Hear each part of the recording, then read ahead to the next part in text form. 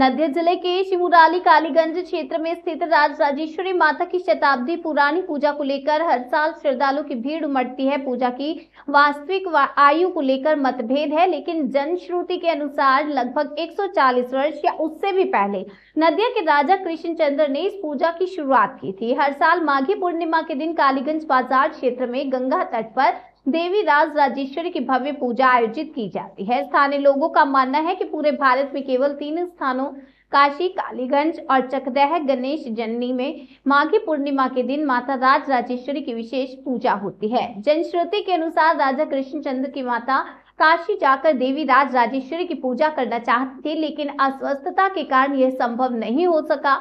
इसके बाद राजा कृष्णचंद्र को एक स्वप्नादेश मिला कि गंगा तट पर स्थित कालीगंज बाजार क्षेत्र में माता की मूर्ति पहले से ही मौजूद है। उसी स्थान पर राजा ने एक मंदिर का निर्माण कराया, जहां आज भी माता राजराजेश्वरी की पूजा होती है। हर साल इस पूजा में श्रद्धालु भाग लेते हैं। इस अवसर पर एक मेले का भी आयोजन किया जाता है। पहले मेले में नौटंकी और बायोस्कोप जैसे मनोरंजन कार्यक्रम होते थे, लेकिन समय के साथ वे परंपराएं समाप्त हो गई हैं। हालांकि इस पावन अवसर पर श्रद्धालुओं के लिए प्रसाद वितरण का आयोजन अब भी किया जाता है। सूचना तो अनेक आगे आमादेर पूर्वपुरुषेर आमले आमी तो छोटोर थेकेई देखছি, कारण आमार शिकारपुर बोले एकटु ग्राम आछे एखाने, सेई बाड़ी चौधुरी बाड़ी मेये आमी, जार जोन्नो जन्म थेकेई देखছি এই পুজোটা। আর এটা তো আমার পূর্বপুরুষের কাছে শোনা গল্প যে অনেক বছর, প্রায় 200 বছরের ওপর পুজোটা।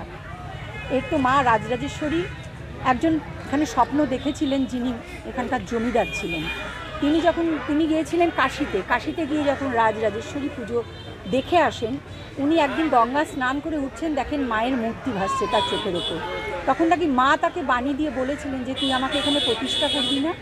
তখনই উনি সিদ্ধান্ত নিয়েছিলেন যে এই মায়ের মূর্তি পূজিত হবে। সেই তখন থেকেই প্রতিষ্ঠিত। এটা 1256 সাল আনুমানিক এটা প্রতিষ্ঠা করা হয়েছিল। মায়ের মূর্তির বৈশিষ্ট্য কী রয়েছে?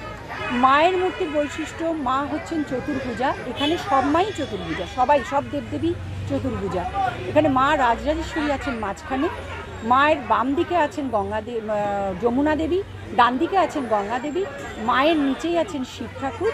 শিবের নাভির থেকেই ওনার জন্ম, ওনার উৎপত্তি, তাই মা রাজরাজেশ্বরী। আর তার মায়ের আর শিব ঠাকুরের নিচে আছে ইন্দ্রদেব, মহাদেব, ব্রহ্মাদেব আর বিষ্ণু। আর ব্রহ্মাদেবের পুজো যার জন্য আলাদা করে করা হয়। এই পুজো ঘিরে কী কী অনুষ্ঠান হয়? এই পুজোতে তো অনুষ্ঠান অনেক আগে, পুরনো আগে যাত্রা হতো। আমাদের ওই যাত্রা দেখার জন্য সবাই আমরা ছোটোর থেকে বসে থাকতাম। তারপরে যখন ওই ভিডিওতে সিনেমা দেখানো শুরু হলো, তখন এই পুজো উপলক্ষে তখন ওই স্ক্রিনে সিনেমা দেখানো শুরু হতো। কারণ এখানে বিকাশ রায়ের বাড়িও, উনিও এসেছিলেন অনেক আগে। তারপরে এখন কী হয়েছে, এখন আস্তে আস্তে তো ছোটো হয়ে যাচ্ছে জিনিস, জায়গা কমে যাচ্ছে, কিন্তু মেলাটা মেলার মতনই আছে। খাওয়া দাওয়াটা চালু হয়েছে আজকে 3টে বছর ধরে। কারণ মানুষ উপোস করে আসেন, তো তারা তো আর বাড়ি গিয়ে রান্নাবান্না করতে পারেন না, তাদের অঞ্জলির পর একটু তো খেতে হবে কিছু।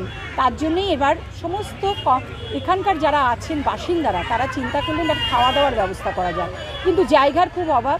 কিন্তু এখানে বীরেন্দ্রনাথ আচার্যর বাড়িতে একটা বিশাল জায়গা আছে, ওইখানটায় বসিয়ে সবাইকে প্রসাদ খাওয়ানো হয়। কত মানুষের প্রসাদের ব্যবস্থা করা হয়? মোটামুটি 3 থেকে 4-এর মধ্যে থাকে প্রতিবারই। মানুষ আসেন এই পুজো দেখতে?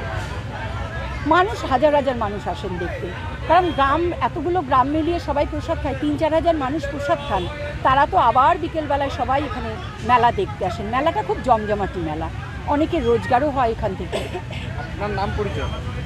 চম্পা আচার্য, আমি কল্যাণীতে থাকি। কি নাম তোমার? অর্পিতা হালদার। কোথায় বাড়ি? এই কালীগঞ্জ বাজারের এখানে।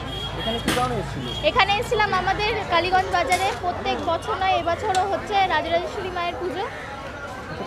প্রথম এসেছো নাকি এর আগেও এসেছিলে? হ্যাঁ, এটা আমার প্রথমবার। এখানে পুজো দিলে কি হয়? এখানে পুজো দিলে শুনেছি মনস্কামনা পূরণ হয় সবার। তুমি তো পুজো দিয়েছো? হ্যাঁ। কি চাইলে মায়ের কাছে? কি অনেক কিছু চেয়েছি, অনেক কিছু চেয়েছি। আচ্ছা, পুজোতে ঘিরে কি কি অনুষ্ঠান রয়েছে এখানে, কি কি দেখতে পাচ্ছ? এখানে এই যে আজকের দিনে মানে যারা যারা অঞ্জলি দিয়েছে এবং সবাই এই যে এখানে ভোগ বিতরণ করা হচ্ছে, এখানে সবাই খাচ্ছে, আমরাও খেলাম, এই মাত্র খেয়ে দিয়ে উঠলাম। আর সপ্তাহ 7 দিন এখানে মেলা হবে, অনেক বড় মেলা হয়, নাগরদোলা ওঠে, অনেক কিছু। কজন এসছো তোমরা এখানে? আমরা এসেছি, আমরা তো আমার বাড়ি থেকে 3 জন মিলে বান্ধবী এসেছি, আর এখানে সবাই মানে অনেক কেউ আছে। পুজোর এই কটা দিন কিভাবে সময় কাটাবে এখানটা? মজা করে আমাদের বাজারে মেলা হচ্ছে, তো প্রত্যেক দিন তো যেতেই হবে। কি নাম তোমার? অর্পিতা হালদার। তুমি কি করো? আমি পড়াশোনা করি, কোন ক্লাস? 11।